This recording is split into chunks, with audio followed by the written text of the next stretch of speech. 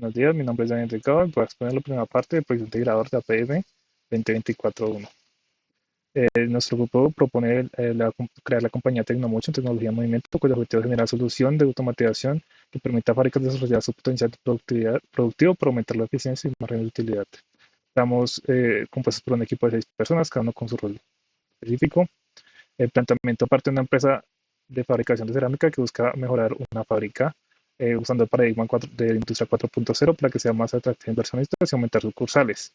Para esto quieren mejorar el OE mayor a 80%, aumentar la tasa de producción más al menos 50% y mejorar la adaptabilidad de la demanda. El proyecto integrador se define en 3 partes: la definición del proyecto, el análisis financiero y productivo y el desarrollo de gemelo digital. La propuesta de valor de la empresa está en 5 partes: la planeación, diagnóstico, la propuesta de automatización, la evaluación económica de la propuesta y el diseño de detalle de la misma propuesta.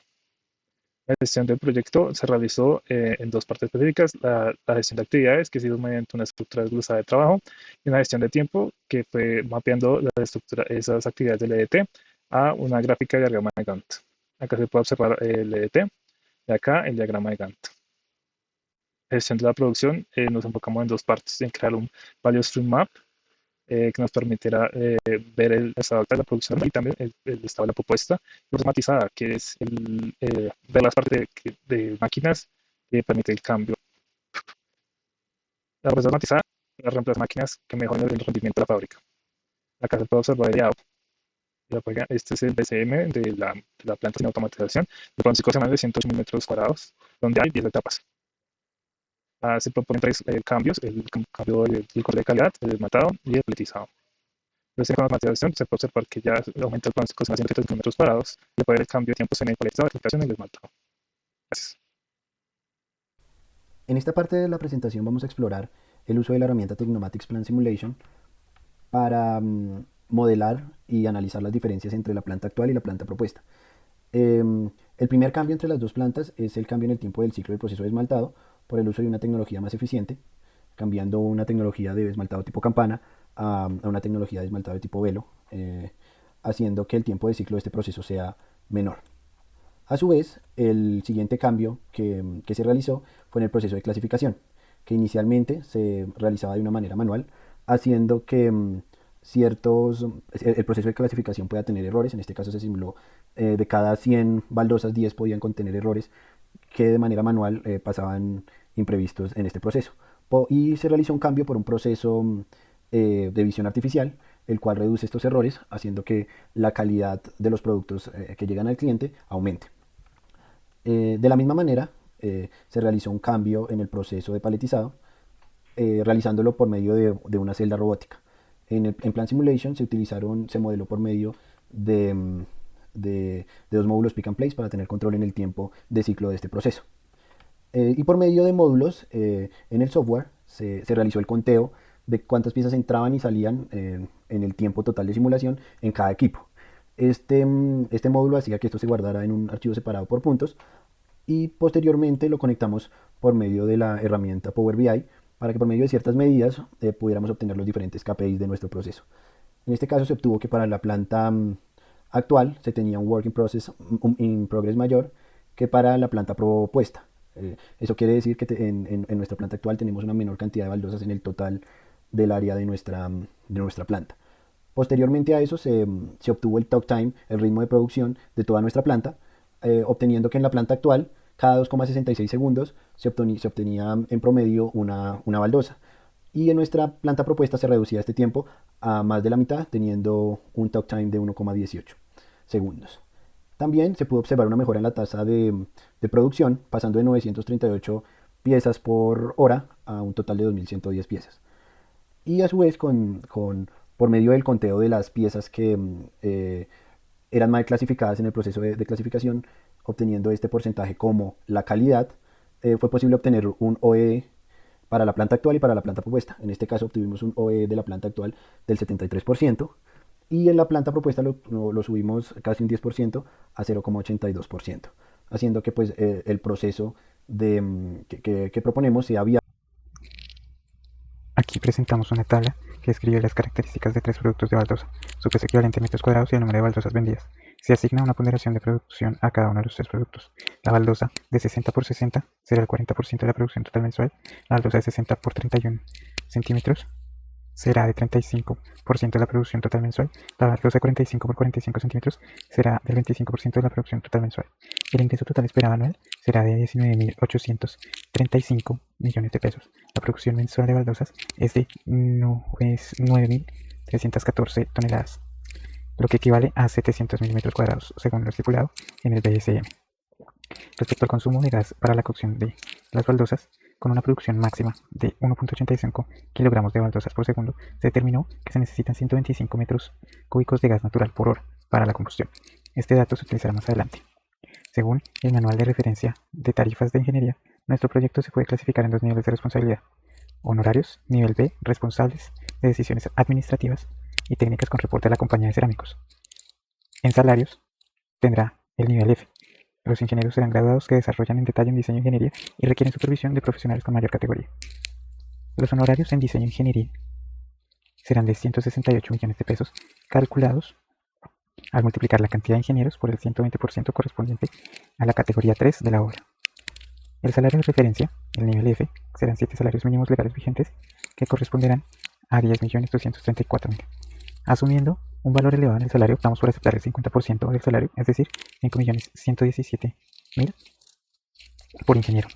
Para los honorarios del diseño e ingeniería, aplicamos una tarifa doble, resultando en un valor final de 336.000 millones de pesos, debido a la reducción que se hizo salarial en cada ingeniero. Para la inversión total, en implementación sumando el valor de diseño de ingeniería, se incluye la máquina de control de calidad con el sistema de gestión artificial, la máquina especializada para el esmaltado, las celdas robóticas para la adecuación de espacios y las licencias de software anuales. El total de inversión en implementación es de 1.628 millones de pesos. Con el valor de diseño de ingeniería, la inversión total asciende a 1.965 millones de pesos. Los gastos operacionales incluyen energía eléctrica para las máquinas, consumo de gas, el previamente calculado, y el total de estos gastos de servicios es de 3.340 millones de pesos.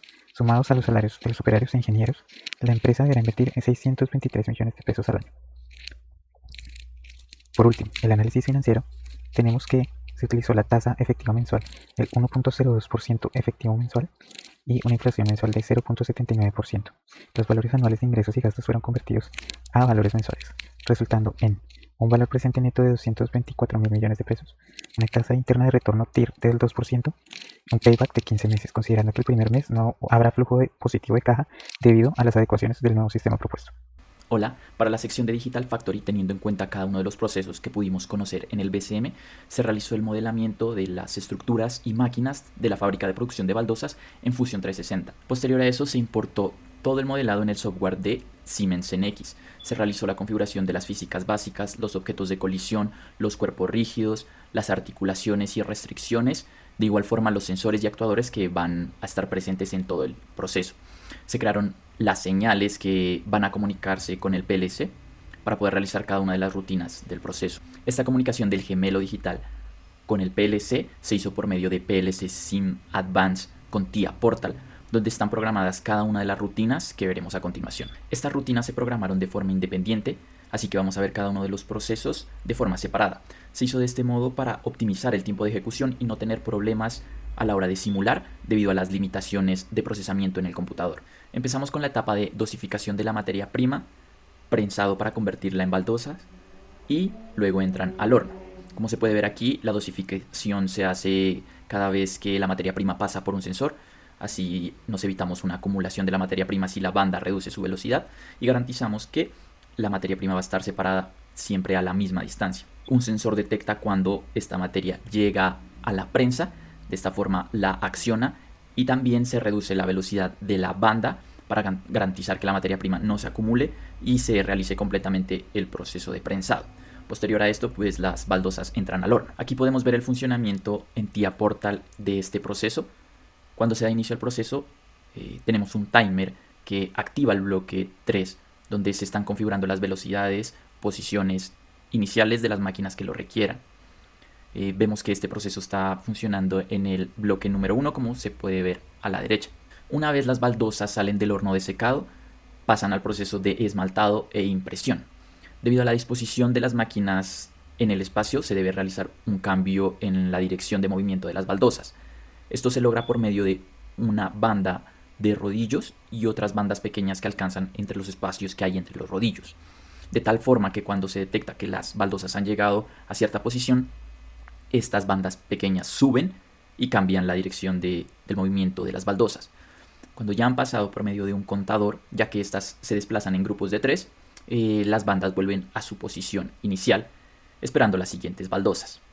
Como podemos ver, este proceso está funcionando en el bloque número 2, y que las baldosas, al pasar por la máquina de impresión, cambian su color. Cuando las baldosas salen de la máquina de impresión, vuelven a pasar por la máquina de esmaltado y nuevamente cambian su dirección de movimiento, que fue programada de forma similar al paso anterior, para luego las baldosas entren al horno de cocción.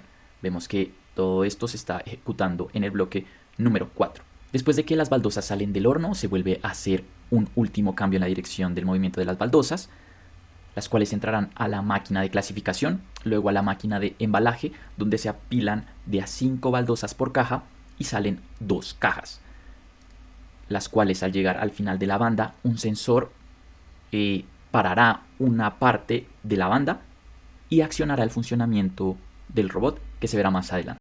Como propuesta de automatización tenemos la implementación de una celda robótica en el área de paletizado de baldosas. Inicialmente, para nosotros diseñar la celda robótica partimos de implementar el esquema de seguridad de acuerdo al nivel de prestaciones que requiera la celda. La norma 13.849 en su sección 1 nos indica los tipos de sistemas y el nivel de prestaciones de seguridad que debe tener las máquinas industriales a nivel general. Inicialmente partimos de hacer una evaluación de riesgo del nivel de rendimiento requerido para nuestra celda robótica. Para esto nos basamos en el esquema que se encuentra a mano izquierda, en el cual con base a responder a 3 preguntas claves podemos determinar cuál es el nivel de riesgo que tiene la celda. Entonces, con base a esto, siguiendo la ruta del diagrama, llegamos a que tenemos un PL clasificado en la letra E, que esto nos determina que la celda es de un alto nivel de riesgo y asimismo los implementos que se deben colocar de seguridad de la celda deben prestar un alto servicio de seguridad. Una vez realizada la evaluación de riesgo, comenzamos a determinar cuáles son los sistemas de seguridad adecuados para nuestra celda robótica. Partimos con delimitar el área de trabajo del robot. Para ello, hacemos una implementación de rejas de seguridad, como se puede ver a mano derecha en Robot Studio. La limitación del área de trabajo se hace con el fin de que el personal de planta no vaya a intervenir en las trayectorias del robot. Seguido a ello, se hace la instalación de cortinas láser en los puntos de acceso, como se puede ver en la imagen. Acá en Robot Studio los podemos ver más detalladamente en las entradas para carga de pallets vacíos y en la entrada para el descargue de los pallets que ya están totalmente cargados para ir a bodegaje. Otro elemento de seguridad muy importante es la parada de emergencia. Esta parada de emergencia se utiliza con el fin de interrumpir la operación de trayectorias del robot junto con la alimentación de tanto de esquivas como de cajas de baldosa de las bandas transportadoras. Por el área de trabajo de la celda como tal, que ocupa un área de 54 metros cuadrados, se implementaron paradas de emergencia en distintos frentes. Por ejemplo, acá se pueden ver cerca a la banda transportadora de alimentación, por el frente de carga y descarga de los pallets, junto con la parada de emergencia del controlador del robot, y por el lado opuesto, en la otra zona de carga y descarga de la celda, se tienen otras 2 paradas de emergencia. Otro sistema implementado son los interlock colocados en la puerta de acceso del personal autorizado, de tal manera de que se desactive la funcionalidad de la celda robótica una vez se abra esta puerta de ingreso.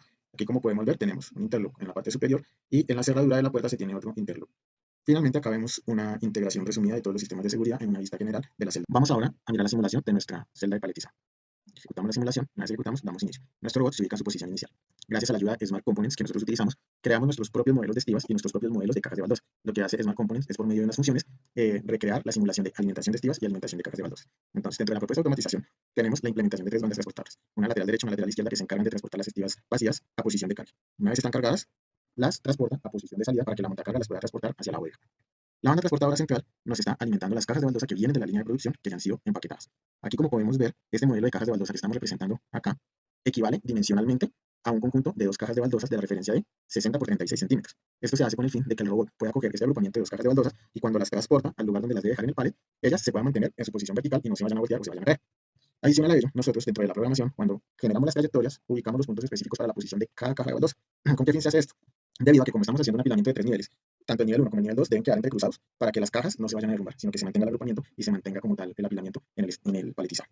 Una vez las condiciones de funcionamiento del robot es que cuando hay un pallet en posición de carga y tenemos cajas de baldosa registradas por el sensor a la salida de la banda transportadora en posición de carga, estas 2 condiciones activan la rutina de paletizado y comienza el paletizado derecho, así como lo podemos observar. Una vez termina, aquí ya terminó los 3 niveles, la rutina genera una señal y esta señal es de que el pallet ya quedó completo.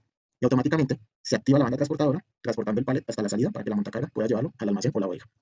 Aquí en la simulación, el agrupamiento de pallets, pues perdón, de baldosas, no se transportó con los pallets, pues ya es por un tema de simulación, de configuración, que no permitió como tal el gemelo digital local. Pero si lo analizamos en la vida real, como las baldosas están quedando sobre el pallet, ¿sí? Por gravedad, entonces una vez se tira la banda transportadora, el pallet se va a transportar debidamente con el agrupamiento de baldosas hacia la salida. A su vez, podemos ver que el segundo pallet ya quedó posicionado para nuevamente quedar cargado. ¿Qué sucedió? Cuando terminó la primera rutina de paletizado, esa misma señal que indicó de que ya terminó el pallet 1 activa la segunda rutina de paletizado, que es el paletizado del pallet izquierdo. Y allí hace toda la rutina de paletizado como lo estamos observando, que llevamos en el segundo nivel.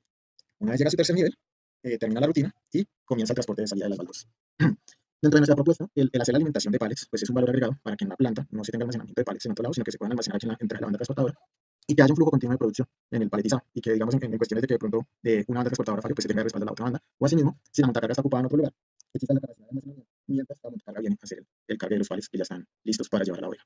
Entonces, una vez termina, el robot vuelve a su punto inicial para comenzar nuevamente la rutina de paletizado.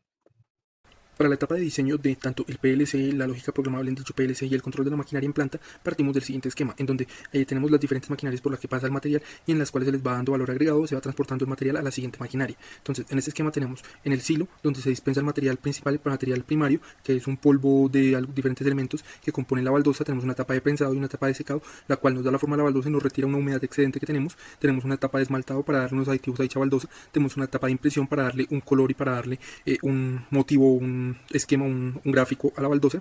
Tenemos la etapa de esmaltado que agrega una capa de protección. Tenemos la etapa de horneado. En este punto ya tenemos la baldosa como material para vender, pero necesitamos tanto almacenarla como clasificarla, darle un embalaje para que esta pueda ser transportada a los almacenes de venta. Entonces, este esquema es el esquema en el que partimos y en base a esto partimos a los siguientes sensores y variables y señales. Entonces, en base a estos sensores que tenemos para cada maquinaria y los diferentes tipos de sensores supuestos, podemos partir de un esquema en GraphSet. Entonces, para la primera parte, la etapa del dosificado del material, la etapa del silo, utilizamos un temporizador para dosificar dicho material dicho polvo y este cae en la banda transportadora. Este proceso se hace continuamente, como podemos ver, es un ciclo que retorna desde el punto 4 hasta el punto intermedio entre 1 y 2 y es un ciclo continuo donde el material continuamente se va dosificando en la banda transportadora.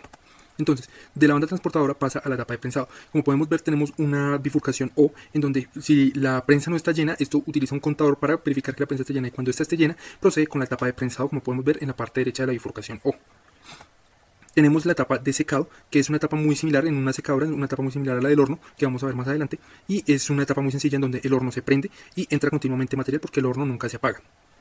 Tenemos la etapa de esmaltado e impresión, son etapas muy similares en donde entra una baldosa, se hace la etapa de esmaltado, se le agrega la capa de esmalte y vuelve y sale material. Entonces este ciclo es continuamente y podemos ver que también del punto 4 volvemos al punto intermedio entre 1 y 2, continuamente entra material. Como lo mencionamos anteriormente, la etapa de la impresión es muy similar a la etapa de esmaltado, entra material, se hace la etapa de impresión, sale material y esto se hace continuamente. Por otro lado tenemos la etapa del horno, que como mencionamos antes es muy similar a la etapa de secado, se prende la maquinaria, entra y sale el material continuamente. Finalmente tenemos la etapa de la celda robótica en donde se hacen las configuraciones iniciales, se revisa que la celda robótica se puede encender, se enciende y tenemos una bifurcación en I, donde en la parte izquierda se realiza la etapa del paletizado, la etapa del robot va y toma las cajas y lo pone en un palet, y por el lado derecho tenemos la etapa de la baliza de señalización, en donde en la etapa izquierda podemos ver que se divide en dos palets, si el palet 1 se realiza o el palet 2 es una bifurcación en O, y por otro lado tenemos si la baliza está en color rojo, verde o amarillo, también una bifurcación en O. Depende de estas posiciones o estos estados, los sensores que tengamos. Por ejemplo, en verde cuando se está haciendo la operación, entonces el botón está encendido y no hay ningún problema de seguridad. Por otro lado, en rojo cuando hay algún problema de seguridad, que se activó la malla, se activaron los interlocks o se activaron la parada de emergencia. Finalmente tenemos la etapa amarilla en donde el robot está detenido, pero no se activó ninguna señalización o ninguna parada de emergencia. Este continuamente se está realizando por debido a la bifurcación en I, continuamente se está realizando tanto la señalización como la etapa de paletizado. Bueno, entonces, como se mencionaba anteriormente, en esta etapa tenemos la rutina principal, en donde tenemos la etapa del horno y del robot, que fueron las que se hicieron mediante GraphSet, que se programaron mediante GraphSet. Entonces, como lo mencionamos anteriormente, la etapa de robot del horno es muy simple, es una etapa en donde continuamente va entrando material y el horno está prendido. Entonces, como podemos ver, tenemos una configuración inicial, tenemos una etapa para encender la banda, para dosificar el material con un contador, una etapa para detener el material y finalmente pues tenemos la etapa de regreso, en donde acá podemos ver que puede regresar a encender la banda. Entonces, como podemos ver en este punto, nos encontramos en esta acción en donde se está esperando que el sensor 2 se active. Como podemos ver, el sensor 2 se va a activar en este punto y el sensor 1, se va a activar en este punto y como podemos ver hizo el salto a la siguiente acción en donde en este punto se está esperando el temporizador. Cuando ya el temporizador culminó, está esperando a que el sensor 1 y el sensor 2 se prendan, que quiere decir que ya el material cruzó, y aquí procede a hacer el mismo proceso, esperando a que el sensor 1 esté activado y hacer el conteo. Volvemos a la posición inicial, es una etapa continua de este proceso. Como podemos ver, es una etapa continua del proceso. Por otro lado, tenemos la parte de la celda robótica, como lo mencionábamos. En la parte izquierda tenemos el paletizado y en la parte derecha tenemos la parte de información de la celda robótica. Entonces, en este punto nos encontramos en la bifurcación I, que ya se realizó. Se hizo la separación de los dos punteros y estamos esperando que se active el paletizado 1. Entonces, dependiendo de si está el paletizado 1 o no realizándose, va a ser uno o otro paletizado. Por otro lado, en la etapa de seguridad está esperando que la celda se prenda o no se prenda. En este caso, como no está prendida, debería encender en amarillo. Como podemos ver, se va a encender en amarillo al tener activados pues, los interlocks y al activarse la parada de emergencia, o sea, al activarse la parada del sistema. Entonces, en este punto, como podemos ver, está realizando esta operación del sensor en amarillo y está mostrando el sensor. Significa que no hay un problema, pero tampoco se está ejecutando la rutina del robot.